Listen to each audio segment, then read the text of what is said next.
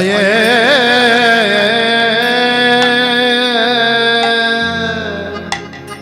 ওগো রাঙা নয়নে বহে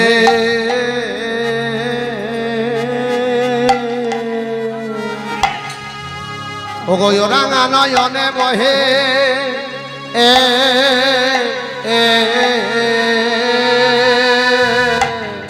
আহা তপত হে লো রে ওগো শচীনন্দন আমার ও না নয়নে ও আহারে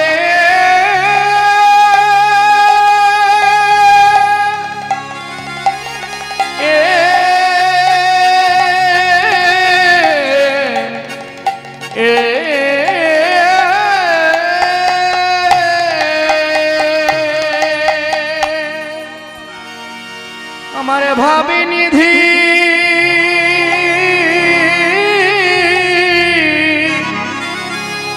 গৌরী হরি ও গোপুরা বলিলা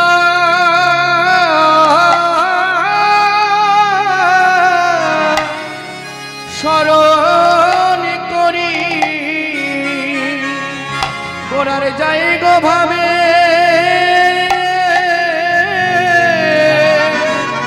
বলি হারি প্রভু আমার পূরবের ভাবে প্রভু আমার পূরবের ভাবে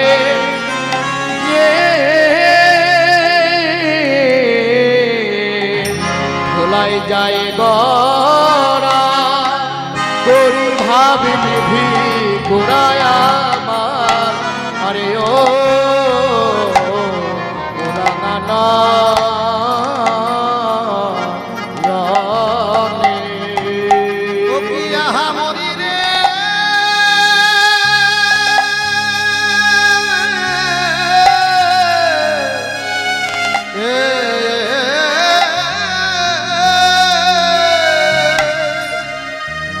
সে ভাবে নিধি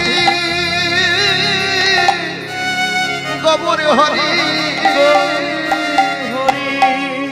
আহা পুরবের ভাব মনে করি প্রভুরে আমার দণ্ডে দণ্ডে আহা নব নব ও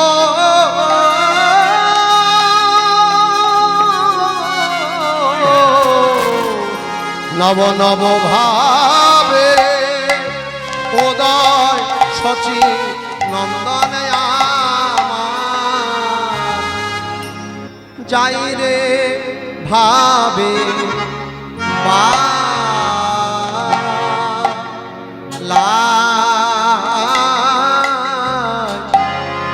যায় রে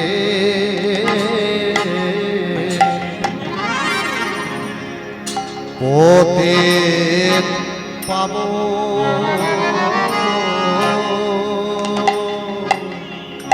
পোতে পাবো গো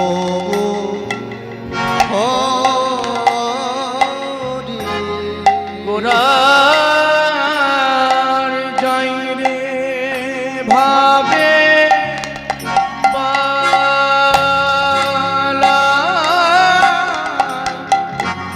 যাই রে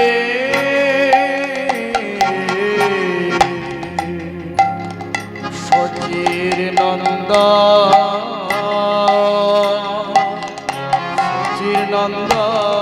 গো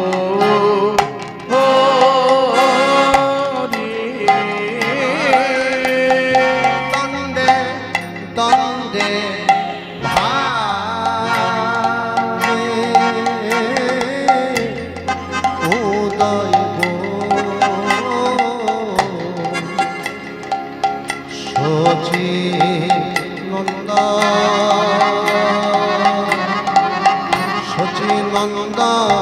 গো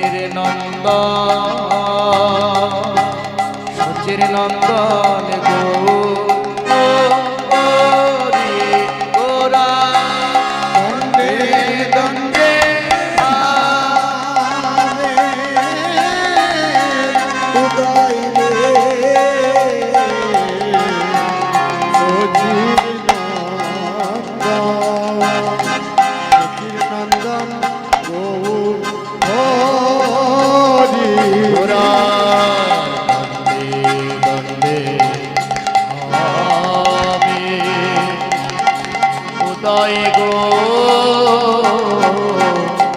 সচির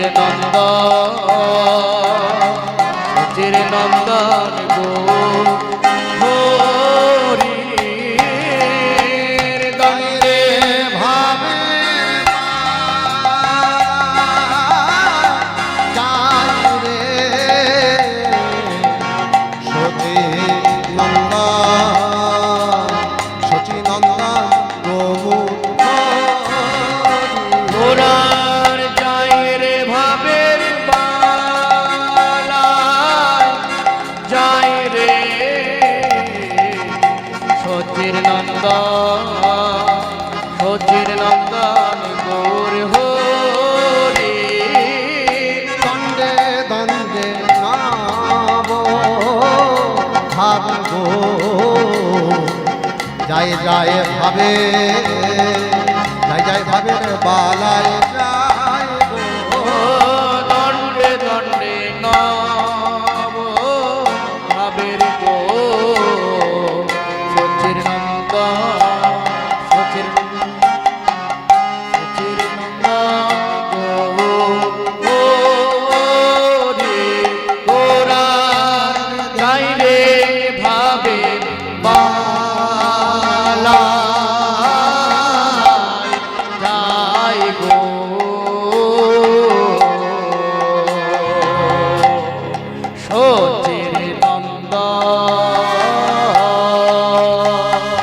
সচির নন্দন হরি গোরার ভাবে প্রেমে মাথা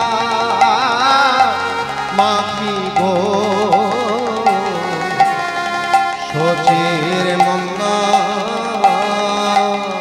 সচির নন্দন গোগো হরি গোরার যাই গো ভাবের যাই গো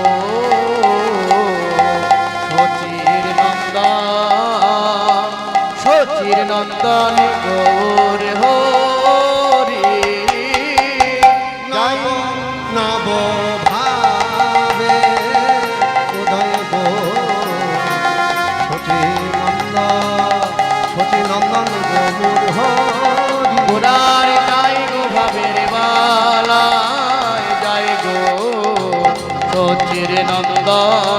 সচির নন্দন গৌর হরি ভাবের মালায় জয় রে সচির নন্দন সচির নন্দন গৌর হরি গোরার যাই রে ভাবের বালায় যাই রে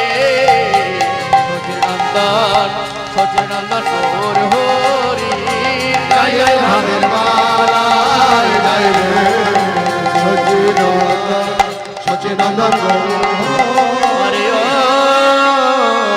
গোরাঙ্গন বহে প্রভুরে আমার আজ তপতহি লো আহারে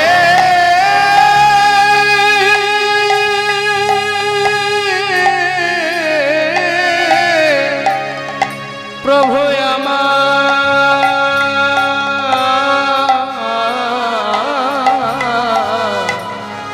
আজ তপতহি লো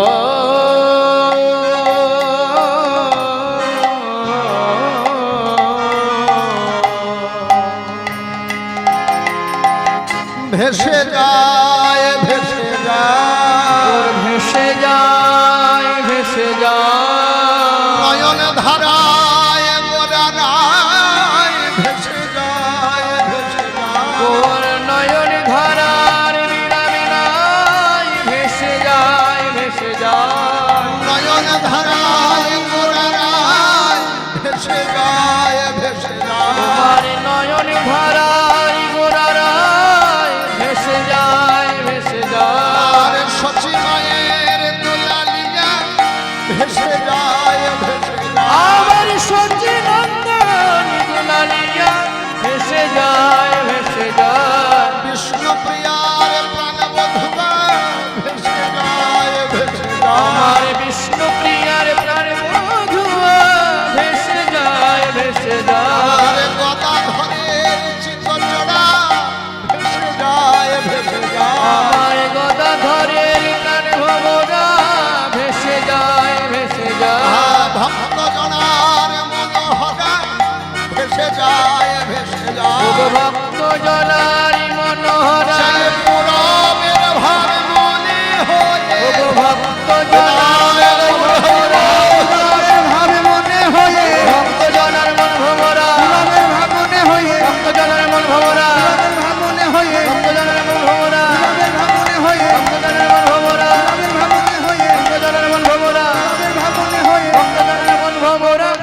ভেসে যায় ভেসে যায় তপতহীন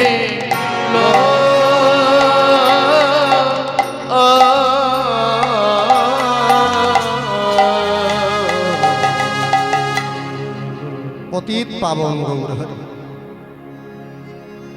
পতিত পাবনী সুরধ্বনি গঙ্গার কুল আলো করে শচীগর্ভ সিন্ধু মাঝে আজ থেকে 538 বছর পূর্বে শ্রীরাম নবদ্বীপে অবতীর্ণ। চৈতন্য মহাপ্রভু আসবার পূর্বে আর একজন এলেন জগজনকে কৃপা করবার জন্য, করুণা করবার জন্য, দয়া করবার জন্য। এই পতিত জীবকে দয়া করা ছাড়া আর কোন উপায় নেই গো। কলির এই পতিত জীবকে করুণা করা ছাড়া, দয়া করা ছাড়া ভগবানের আর কিছু করার নেই। এই কলির জীব নিজের সাধনায় কতটুকু অগ্রসর হতে পারবে? চারিদিকের এত মায়া, এত প্রলোভন, সব প্রলোভনকে অতিক্রম করে হা গৌর বলে ডাকা সেই গৌরাঙ্গ মহাপ্রভুর কৃপা ছাড়া সম্ভব নয়। তাই চৈতন্য মহাপ্রভুর কৃপা, চৈতন্য মহাপ্রভুর আদেশ উপদেশ সব কলিজীবের দাঁড়ে দাঁড়ে হাতে ধরে পায়ে করে যিনি বিলিয়েছেন তিনি হলেন চৈতন্য মহাপ্রভুর অগ্রজ। যুগে যুগে জন্মে জন্মে যিনি অগ্রজ রূপে এসেছেন, শুধু অগ্রজ নয় বাবা, কখনো কখনো আবার সবসময় বড় হয়েছে তা নয়, কখনো কখনো ছোট হয়েছে।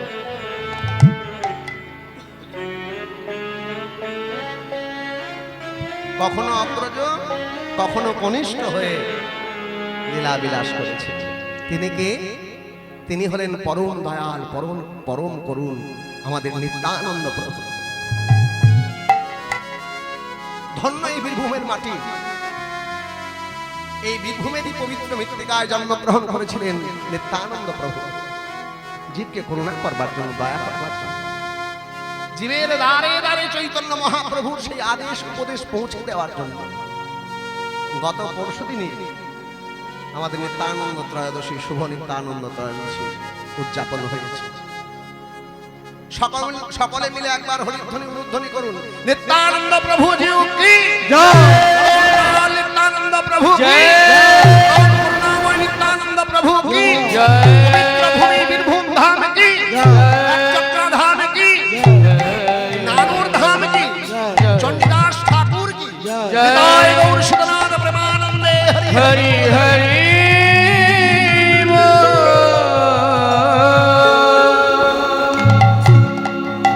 ভগবান যেখানে বিরাজমান সেটি বাবা ধাম, পবিত্র স্থলী। চৈতন্য মহাপ্রভু আজ থেকে 538 বছর পূর্বে এসে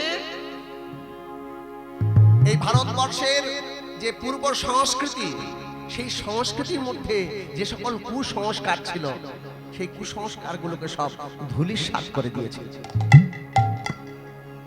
যে বর্ণ বৈষম্য ছিল, সে বর্ণ বৈষম্যকে তিনি সমান করে দিয়েছেন।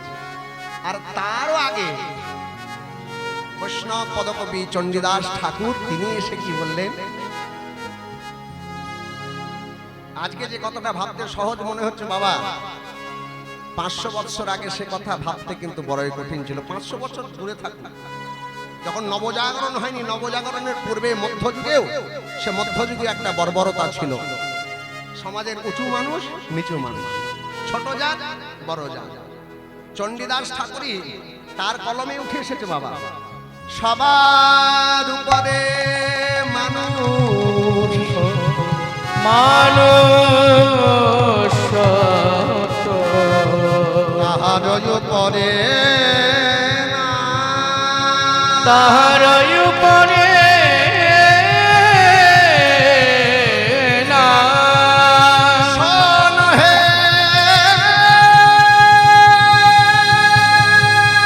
মানুষ, 1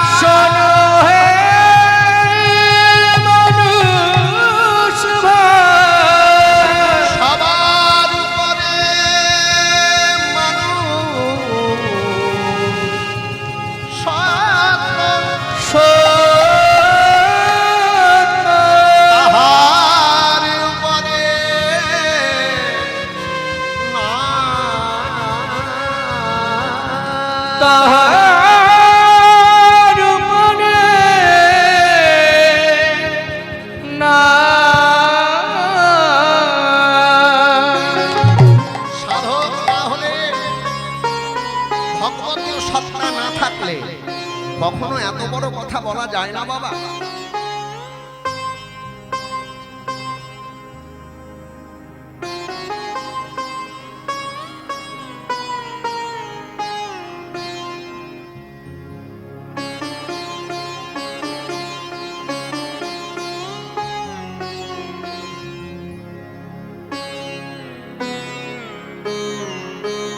এই ভারতবর্ষের একজন বীর শিশু শিকাগোতে গিয়ে, আমেরিকার শিকাগো গিয়ে তিনি সকলকে সম্ভাষণ করেছিলেন ভাই এবং বোন বলে।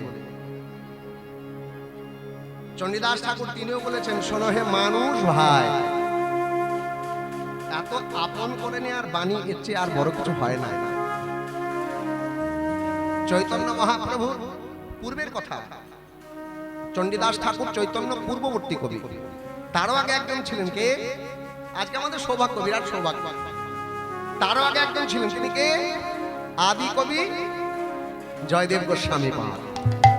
সেই কেন্দ্রবিন্দু থেকে আসছেন, কয়েকজন ভক্ত এসেছেন, তিনারা এখানে আসবেন আমাদেরকে আশীর্বাদ করার জন্য এবং এই নানুরের শোভাকে আরো বর্ধিত করবার জন্য।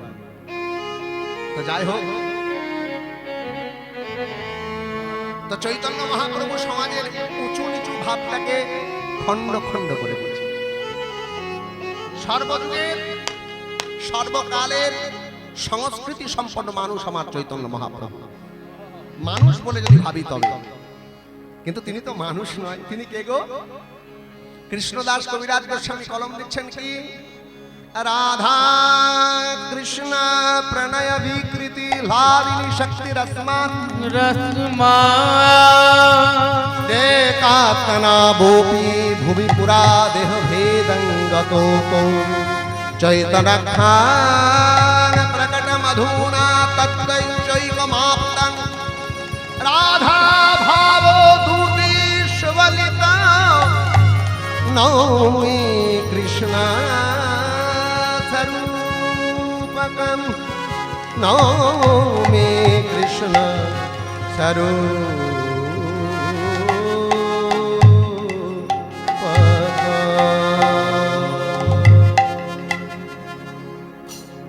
কৃষ্ণদাস কবিরাজ গোস্বামীর কলমে উঠল কি?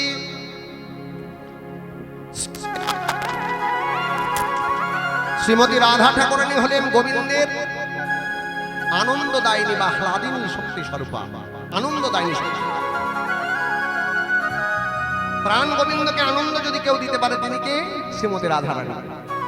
রাধা কৃষ্ণ প্রণয় বিকৃতি লালিনী শক্তি রসমান দেকাতনাবপি ভুবি পুরাতে হবে গাতৌত। ওই গোলক বৃন্দাবনে অনাদি অনন্তকাল রাধা এবং গোবিন্দ সুন্দর দুটি পৃথক পৃথক দেহ ধরে লীলা বিলাস করছিলেন, দুটি পৃথক দেহ ধারণ করে লীলা রস আস্বাদন করছিলেন। চৈতন্যখান প্রকট মধুনা তত্ত্বৈকমাপ্তং, সেই চৈতন্য রূপে যাকে পেয়েছি তিনি কে? রাধা এবং গোবিন্দ সুন্দরের মিলিত তনু। কেমন মিলিত তনু? না গৌর সুন্দরের ভেতরে আছেন শ্রীকৃষ্ণচন্দ্র, আর বাহিরে আছেন শ্রীমতী রাধারানীর ভাব এবং কান্না।